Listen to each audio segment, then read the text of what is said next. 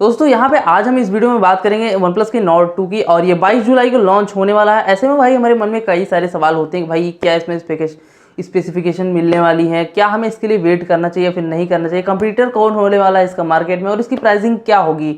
तो सारा कुछ इस वीडियो में मैं आपसे बात करूँगा, मैं आपको हर एक चीज़ बताऊँगा। तो चलिए बिना किसी देरी के जल्दी से वीडियो को शुरू करते हैं। तो भाई यहाँ पे सबसे पहले हम बात करेंगे इसके कंपटीटर की। तो यहाँ पे इसका जो कंपटीटर होने वाला सबसे तगड़ा वाला वो है पोको का X3 GT। अभी फिलहाल इसकी लॉन्च डेट तो सामने नहीं आई है, और यहाँ पे पोको इंडिया ने जो है ट्वीट करके बताया था इसको कि भाई Q3 नज़दीक है। तो यहाँ पे हम ऐसा एक्सपेक्ट कर सकते हैं कि ये अगस्त के पहले या दूसरे वीक में लॉन्च हो जाए, और यहाँ पे काफ़ी तगड़ी टक्कर देने वाला है इस Nord 2 को पोको का F3 GT। तो चलिए जल्दी से हम नॉर्ड की स्पेसिफिकेशन को देखें। और यहाँ पे भाई सबसे ज़्यादा नॉर्ड में हाइप की जा रही है इसकी प्रोसेसर को लेके, जहाँ पे वो बोलते हैं भाई ये कस्टम प्रोसेसर है, एआई बेस्ड पे प्रोसेसर है, हमने कस्टम खुद बनाया, इसको एआई पे बेस्ड है, और पता नहीं क्या क्या। ऐसे में काफ़ी सारी जो है हाइप क्रिएट की जा रही है, लेकिन आप सिर्फ इसी हाइप के चक्कर में इस फ़ोन को मत खरीदिएगा भाई। हैसल ब्लेड के नाम पर भी उन्होंने काफ़ी ज़्यादा हाइप क्रिएट की थी, और आपको पता है हैसल ब्लेड के नाम पर उसने क्या दिया था वहाँ पर।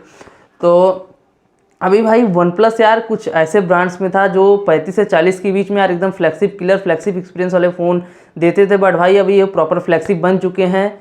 इतने महंगे महंगे फ़ोन्स इनके आने लगे हैं, और काफ़ी ज़्यादा हमें कमाल की चीज़ें देखने को मिलती थी। बट यहाँ पे बीच में थोड़ा सा गैप बन गया था, 30-35 हज़ार की रेंज में कुछ नहीं था। नॉर्ड आया था पिछले साल, और वो भी काफ़ी कमाल का था यार, गड़बड़ फ़ोन नहीं था। सिर्फ ये भाई ये जो Nord CE इन्होंने लॉन्च किया था बिल्कुल बकवास फ़ोन था, और बिल्कुल यार OnePlus लेवल का नहीं था वो। मतलब कि OnePlus का जो अंदर से फील आता है कि भाई ये OnePlus का फ़ोन है और इसमें ऐसी ऐसी चीज़ें होने वाली है। पहली बात तो अलर्ट स्लाइडर ही हटा दिया था उन्होंने वहाँ पे, तो वो भी काफ़ी बेकार काम किया था। तो फिलहाल हम बात करें Nord 2 की, CE के चक्कर में ज़्यादा नहीं पड़ेंगे। तो Nord 2 में हमें क्या क्या मिलता है हम आगे देखते हैं। तो यहाँ पर प्रोसेसर का तो क्लियर हो गया भाई, Dimensity 1200 मिलने वाला है।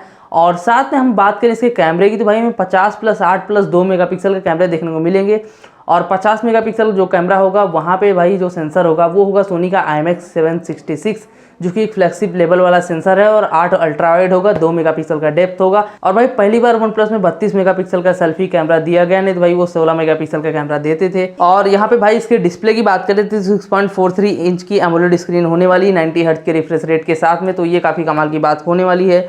और बात करें भाई इसके स्पीकर की, तो वो भी कंफर्म है कि स्टूडियो स्पीकर मिलने वाले हैं। और बैटरी की बात करें तो बैटरी भाई 4500 mAh की मिलेगी, और यहाँ पे जो Dimensity 1200 है काफ़ी ज़्यादा एफिशिएंट चिपसेट है, तो ये आपकी इस 4500 mAh बैटरी का काफ़ी अच्छे से ख्याल रखेगा। और साथ में जो चार्जिंग हमें मिलने वाली वो है शायद 30 वाट की, हो सकता है 65 वाट भी मिल जाए, ऐसा कुछ अभी कह नहीं सकते क्योंकि कुछ कंफर्म है नहीं। बाकी चीज़ें जो बताई वो सारी कंफर्म थी, बाकी अभी चार्जर का कुछ नहीं कंफर्म कि कौन सा चार्जिंग हमें इसमें देखने को मिलेगी। और अभी हम बात करें इसके बैक की, तो भाई बैक हमें प्लास्टिक ही देखने को मिलने वाला है आई थिंक। और काफ़ी सारी चीज़ें चल रही थी भाई, जब ओप्पो और OnePlus साथ में आ गए थे तो लोग सोच रहे हैं कि भाई कलर OS मिलेगा हमें या फिर ऑक्सीजन OS मिलेगा। तो यहाँ पे नो डाउट ऑक्सीजन OS ही आपको मिलने वाला है। चाइना में कलर OS दे रहे हैं और ऑक्सीजन OS आपको मिलेगा, और 2 साल तक के अपडेट्स आपको मिलेंगे, और शायद 3 साल के सिक्योरिटी पैच हैं, मैं डाल दूंगा स्क्रीनशॉट, आप देख लीजिए उसमें। तो ये थी सारी बातें इसी Nord 2 की। और यहाँ भाई सबसे लास्ट में बचती प्राइसिंग, तो प्राइसिंग आई थिंक इसकी जो होगी 30 से 35 हज़ार के बीच में होने वाली है। बट यहाँ पे यदि अगर 32 हज़ार के ऊपर गया तो काफ़ी ज़्यादा महंगा लगने लग जाएगा। 32 हज़ार 33 हज़ार का आता तब तो ठीक है, काम चल जाएगा, लेकिन अगर भाई उसके ऊपर गया तो भाई ये थोड़ा सा एक्सपेंसिव सा फील हो सकता है। लेकिन फिर भी मैं अगर अपनी बात करूँ तो अगर ये 35 तक गया तो तभी भी मैं इसको एक्सेप्ट कर लूँगा। फिलहाल वो भी एक्सपेंसिव सा ही लगेगा, लेकिन OnePlus के नाम पे मैं इसको एक्सेप्ट कर लूँगा।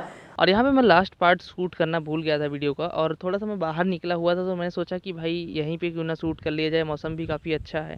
तो और साथ में आपको 2 बातें बतानी थी, वो भी मैं बताना भूल गया था, तो वो भी इस वीडियो में कवर कर लेता हूँ। तो यहाँ भाई जो 3.5 mm का हेडफोन जैक है वो नहीं मिलने वाला है Nord 2 में, क्योंकि Nord CE में उन्होंने काफ़ी ज़्यादा टीज़ किया था 3.5 mm का जैक जब वो दे रहे थे तब। फिलहाल मुझे लगता है कि इसमें वो नहीं देने वाले, इसलिए कहीं भी टीज़र वूज़र नहीं दिख रहा है। अगर देते तो टीज़र ज़रूर देते, और हो सकता है कि ये आ भी जाए, हो सकता है कि ना भी आए, लेकिन मुझे ज़्यादा जो चांसेस लगते हैं वो ना आने के लगते हैं वैसे। और ऐसे में आपको क्या लगता है आप कमेंट सेक्शन में बताइएगा।